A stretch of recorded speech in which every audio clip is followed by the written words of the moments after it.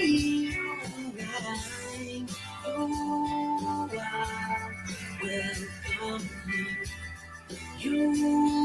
are welcome here. Breathe in and out. Slowly feel all that's around you. All that you feel, all that you know. Let it go. Welcome to love. Welcome to peace. Welcome to our community.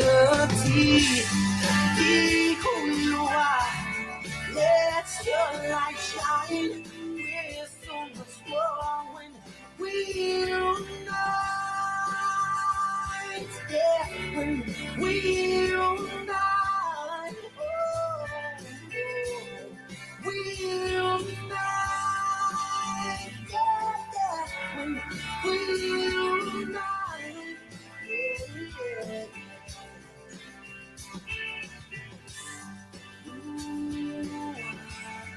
Yeah. Love is welcome here. Peace is welcome here. You are welcome here.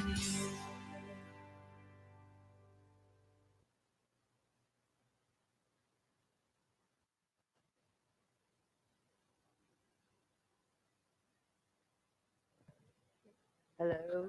Good morning. Good morning, Good morning. everyone. Welcome, welcome, welcome. So happy to have everybody here today. My name is Christina. Welcome to Center for Spiritual Living Ocala. I've been attending this center for about 12 years now. I am a member of the board and I run one of the teams here, all that stuff that goes on in the background that not everybody gets to be a part of, but it does definitely add a layer to the fun here. And I see that there's some new faces. So welcome anybody that this is their first time here. Welcome everybody that's here visiting us online. We're all happy that you decided to take some time out of your morning and be here with us because you could be anywhere. I know I could be in bed and I love my bed on the weekends, but this is something that I just couldn't miss. This plugging in for some positivity at the beginning of the week, socializing and talking with people that are like-minded individuals. This is not my, just, yeah. This one's going to need a battery, Mr. Rich, or this one?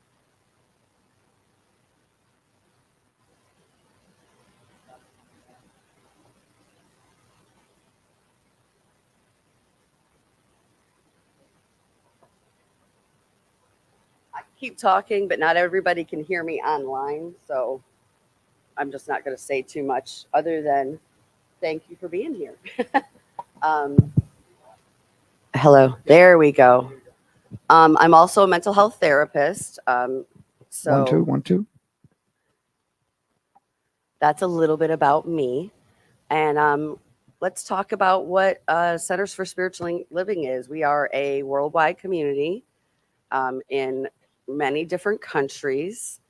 And I think we have something here on the science of mind, which is the philosophy that we practice and teach at Centers for Spiritual Living. Our theme for the whole entire year in 2024 is Beyond Surviving to Thriving. And we're exploring the universal principles of spiritual living. We're doing that 1 month at a time. Oh, did I do that or did somebody else? I don't think. I did the other one. Okay. Yay. Welcome to Center for Spiritual Living. Here we are. Woohoo. All right. Okay. So our vision is that we are a model center for spiritual living, as evidenced by the transformational impact that we have on this community here, the CSL organization, as a whole and our community at large, from Ocala and out into the world where we're spreading our positivity to. Our mission is to empower individuals to awaken to the power and the presence that lies within and all around them so that they may live their best lives. And our values, which we came up with several years ago now as a community. And if these resonate with you, then you're probably in the right place. And if you would like to repeat these after me, spiritual growth and practice, Spiritual growth and practice. love, Love. appreciation, Appreciation. community, Community. freedom, Freedom. creativity, Creativity. health and wholeness, Health and wholeness. generosity, Generosity. and financial well-being. Financial well-being. Nice. Okay. So as I said, our theme for the year is Beyond Surviving to Thriving. And this month, we're working on prosperity and living in the flow. We always take a moment to acknowledge the native lands and the native peoples that were here before us in Marion County, Florida. That's the Ocala, the Patano, and the Akura. We're never quite sure how to pronounce that. If anybody ever knows, let me know.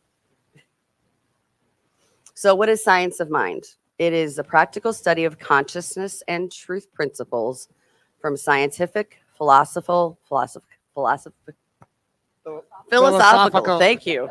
I'm trying to make up words up here. Philosophical, psychological, and spiritual perspectives that empowers individuals to maximize their human potential. It is based on the principle that consciousness is the source and substance of all that is. We are one with that consciousness, and we use it to create our experience of life. So, this is Circle Sunday, which is usually our third Sunday. We have a very special thing happening on our third Sunday, so we moved it to the second Sunday. But we gather in circles every third Sunday normally. Why circle? Well, because circles provide structure and process for conversations that foster mutual respect, emotional literacy, empathy, problem solving, accountability, self-regulation, self-awareness, and shared leadership. So what do you guys think about circles? What are some of the things that when you hear circle, what comes up for you? Anyone? Feng Shui, go ahead and pass him the mic. Feng Shui, I like that. Flow of energy, very nice. Think about the Lion King. The The circle of Lion life. King, the circle of life. Yeah, that we're all part of. That's beautiful. Thank you. So why do we choose to sit in circle? What makes it so special besides the things we can learn from it, like I just said? We got a hand, Aubrey. We got a hand. Well, you can see everyone in the circle. When you're Right. sitting in a circle, you can see everybody, and it brings another level of connectivity with everyone. Like it makes sure, it lets you know, like, hey, we're all connected. You can look in every single person's eyes and go, hey, this person, hi, how are you? Like, welcome. Like, it just makes you feel, I don't know, whole in a way. The wholeness, right? I saw Keith. The whole circle. Actually, I was just going to say exactly what you said. We could all see each other, and that a circle has no ends. Okay, and I think Geraldo wanted to say something. If you could just pass it down. It connects us with our thousands of previous ancestor generations, because from the beginning of times, we have been in circles around the fire or in caves or whatever. So if we want to honor our ancestors, here we're doing this. Yes. Oh, that's beautiful. Especially since, it's part of the reason why we recognize the native lands is that us continuing that. That's great. And not only that, there is no head of a circle. So we are all equal. There's no hierarchy whatsoever. Yeah, I agree. Thank you. What I had, I was going to say something very similarly to you, is that in pagan traditions and practices, we've used circles for thousands of years, and that it's very sacred to have to open a circle is a very sacred space. Thank you, Raven. Okay, so symbol of wholeness, unity, and oneness, universality, shared power, no hierarchies. Everyone's valued, everybody's seen and heard. So that's why Cindy, our Reverend Cindy, who's taking a sabbatical right now, decided to implement this wonderful thing that we do every month, is so everybody can experience these things. Circle is not what it's not for. It's not for lecturing people. It's not for extra discussion outside of the main topic. It's not for persuading anyone to your point of view. It's not for berating people or putting them in their place. And it's not therapy, even though it may feel therapeutic. It's not therapy. And here's our guidelines. We want to show respect to each other.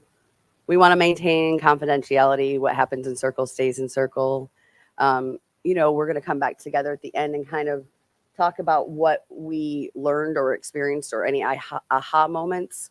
But we want to respect people's stories. Sometimes people say very personal things in these circles, and if it's something that's so amazing you want to share it, then, ask that person's permission. Say, hey, can I share this story with other people? I sometimes do that because as a therapist, I get some gems here I like to use if I can. Embodying brave space. So kind of taking that thing where we're maybe pushing ourselves outside of our comfort zone a little bit if we're not really big talkers, and stepping into that brave space. Please be present at all times, in the moment, right with everyone there in that circle. The wait, the WAIT is two meanings. Why am I talking? Do I need to give somebody else a chance to talk? Or why am I not talking? What's holding me back? What do I need to do to step into that brave space? And then we have what's called a parking lot. So sometimes amazing conversations come up and people want to talk about all kinds of things, and it might get a little off topic. We are on a time limit, so we'll use what's called a parking lot. We might write down the topic so that we can come back to it at a later time. Okay, so this is the circle format. We're doing the opening right now, about to do a presentation of the material. And then what we do is we break up into smaller circles and we answer some questions on the material. And then we come back together in the bigger circle and we have our closing. Okay, so we're talking about prosperity, and especially from the point of view of living in the flow. Has anybody heard that term, living in the flow? What does that term mean to you? When you hear that term, what do you think? Does anybody want to take a crack? Living in the presence of the now. In the microphone. For me, Paula? I don't think that, yeah, that didn't help, David. Thank you. It's okay. I try to live in the presence of the divine spirit. Do the next right thing. It's pretty simple. Do you ever get that feeling of being in the flow where everything comes together easily, where things are happening? People in sports and all different areas talk about that feeling, that where everything just naturally lines up, right? So when you're living in the flow, that's kind of like feeling that all the time, right?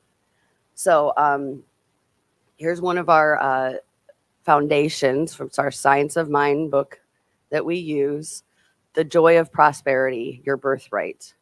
The word prosperity is one that most people associate with money and its availability. Nothing could be further from the truth.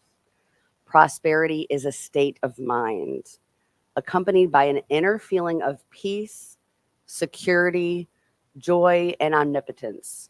To feel prosperous is to tune in with the universe and its unlimited resources and power. If you know that you are part of a spiritual universe which knows no lack, then you know that all you need to do is reposition yourself in universal mind to increase your abundance. Power, substance has to be channeled through you. You either restrict your good are open and receptive to the realization that God is the unlimited source of your supply, the substance of all of our abundance. So think about it. If God is everywhere, we talk about this a lot here, then God is where you sit. God is where we all sit. And if it's everywhere, and the universe we know is abundant, we look around and we can see the abundance everywhere. We even can see the prosperity everywhere, right? It just doesn't always seem to get to trickle down to us. And that can cause that feeling of lack. But when you open up to the possibility of, wow, I and the universe are one. I and spirit, whatever name you want to use for that power, are one. Then that means that prosperity, that abundance of the universe, that's part of me too. So oftentimes it's our own thinking process that is causing that perpetuates the lack, the worry about the money, right? And I know Reverend Peggy talked about this, a lot of this. She did a wonderful workshop last week. If anybody missed it, it's online. It's great. It's definitely worth the time to sit down and check it out. She talked a lot about that, like the shift of the perspective, right? Where that's where God shines through when you shift your perspective and everything is focused on that. Okay, so we have a really, really cool video called Why is Someone Poor and Someone Rich? And Rich is going to play that for us. Thank you, Rich. Here's Rich.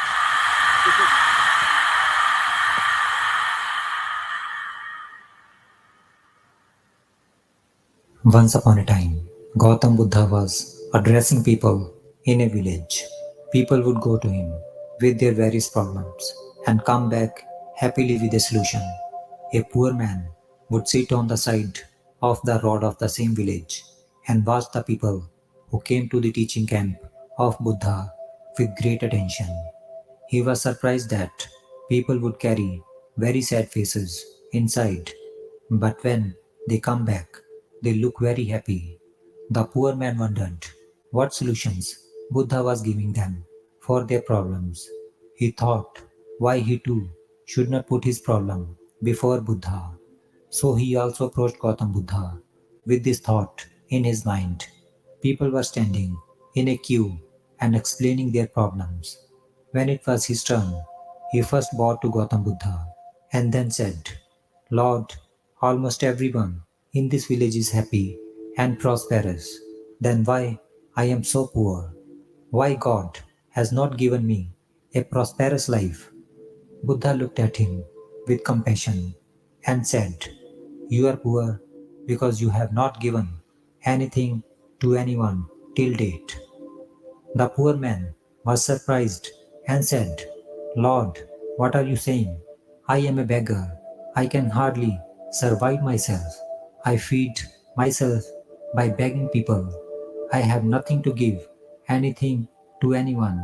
How can I give anything to anyone when I don't have?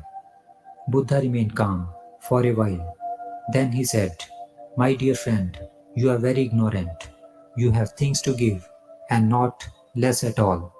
God has given you a lot to share with others, but you are not aware of it. You have never analyzed it. God has given you a smile so that you can make people smile and infuse hope in them.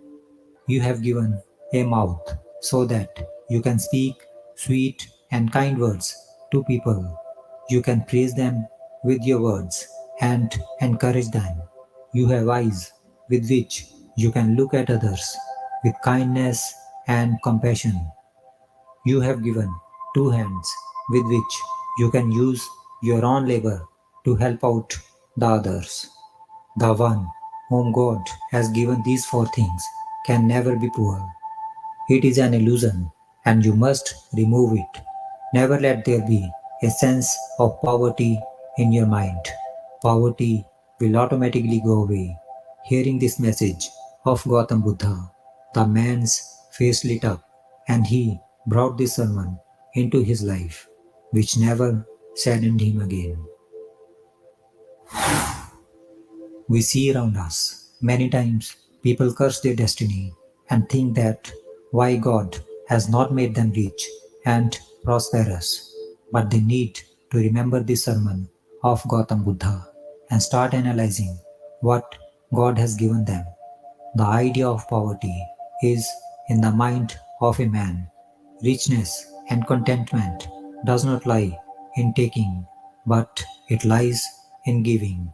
It is law of nature that what we give come back to us 1,000 times. Therefore, the one who gives can never remain poor again. This is Words of Wisdom, Inspirational Stories. Thanks for watching.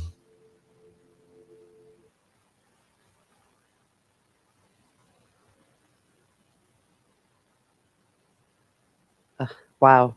That's really beautiful, right? Just the idea that with that mindset, you don't, in that tapping into the universe, you can feel prosperous. When you feel prosperous, then you bring more prosperity in, right? Because as Peggy talked about last week, we're all energy. Everything's energy. We know that. And energy resonates at a certain frequency. So if we're registering on a frequency of lack, then we're attracting lack. If we're trying to get to that frequency of prosperity through our beliefs, through our words, through our actions, then we bring more prosperity to us. And here we have another quote from our Science of Mind book. Prosperity is a state of mind, an attitude, a deep sense of knowing that God is our eternal, opulent, and constant source and supply. Poverty is also a state of mind, but instead of faith in God, the person's misplaced faith is in their fears of lack and limitation. We prosper by starting the giving process with whatever we have. Everyone has enough to give something, even if it is a smile or a kind word. Using whatever we have for a higher purpose of serving God by being the instrument of spirit and love in the world assures that all of our needs are met. And it touches me so much because before this, finding this teaching, that even though I'm very much a naturally kind, friendly person, it always offers those things, that inner voice of lack, that inner voice of not feeling seen and heard, that inner voice that holds you back. This teaching teaches us so much on how to turn that inner voice to something more of a abundant thought. Challenge those negative words that come up, those negative feelings of lack, and turn it into thoughts of abundant, and correcting those thoughts over and over again so that we can get to this point where we're not putting our faith in our fear. Like when we worry, what are we putting our energy into? We're putting the energy into the worry. Therefore, we're attracting exactly what we don't want to attract, because where focus goes, energy flows, right? So, yeah, gratitude is definitely a big thing. In fact, that's exactly what I was going to talk about next. Pam's right in there. Reverend Peggy, her wonderful workshop, talked about 5 gifts for an abundant life. So the word gifts stand for gratitude, right? If we come with an air of gratitude, if we're grateful for what we have, then more is given to us. Intentions, you have to set that intention and then move we say treat, move your feet. So, you set the intention, you say, this is what I want in my life. And then you pray about it, you treat for it, and you do something to make it happen. Forgiveness. This was huge for me because forgiveness, you don't associate that with abundance and prosperity necessarily. But why do we forgive people? Are we forgiving people for them? Are we forgiving them because they've asked for it or deserve it even necessarily? You know, we're doing it for us, for that feeling of being free, for not being held down by holding on to a past. Because when you're in the past and you're focused in the past, you don't have the energy for the current as much. You're pulling from your energy. So when instead you're focused on the present, and you can do that by letting go of that past, by that forgiveness, not just for other people, but for yourself. Forgiveness for times that you did your best and maybe your best didn't seem like it was good enough, or maybe you unintentionally hurt somebody. It happens to all of us, right?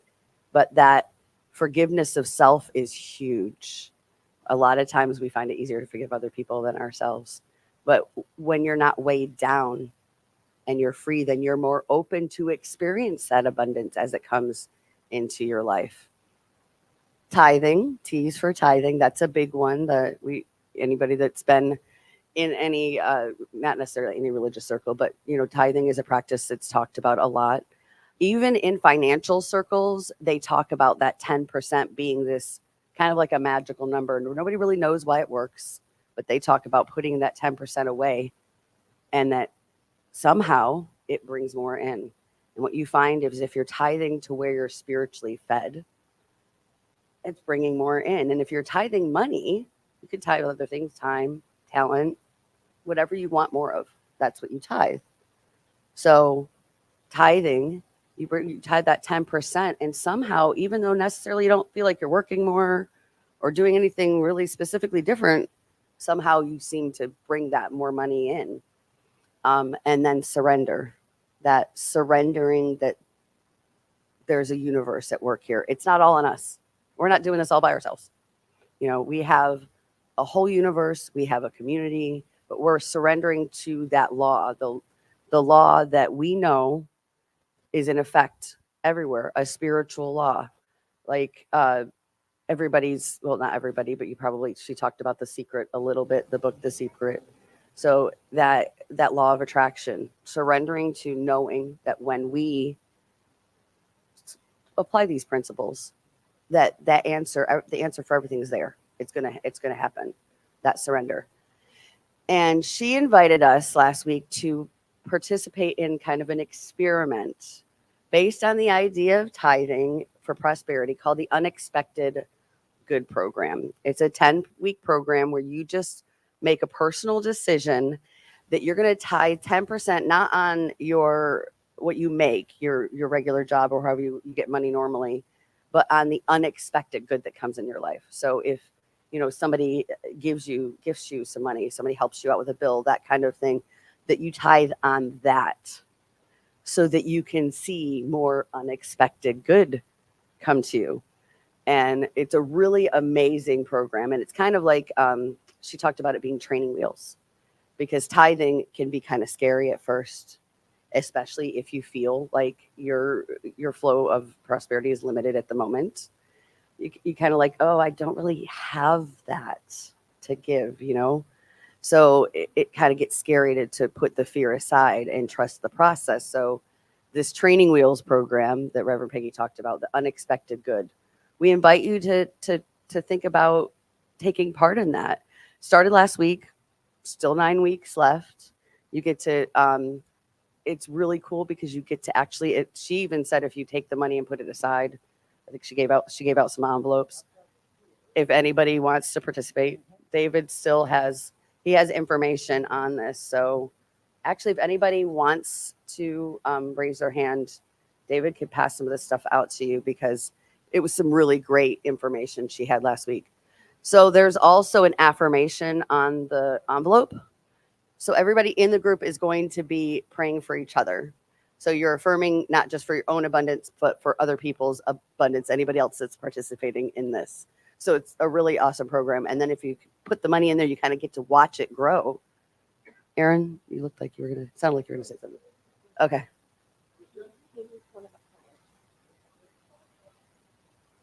Okay. So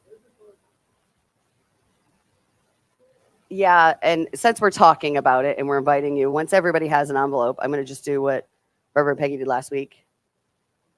And have you open your envelopes when you get them. If you open your envelope when you get it, you're going to see that it's already started. So if you, is there anything in those? Yeah. Okay. I thought so. So there should be $1 in those. So you can choose to take that. Have unexpected income. I was going to say, Go. No. no. All right.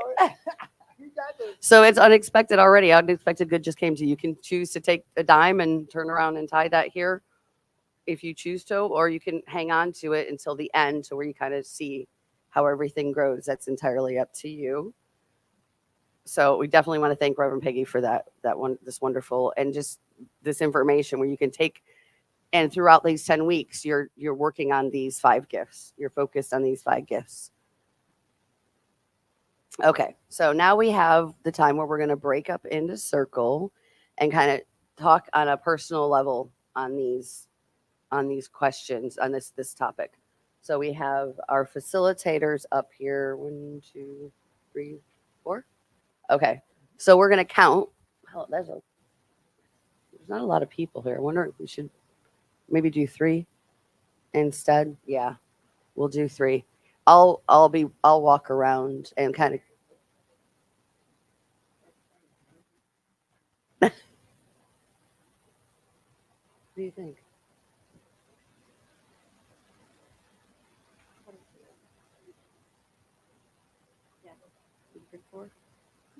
Yeah. Okay. So we'll do 4. All right. So we're going to count off starting with Jelani.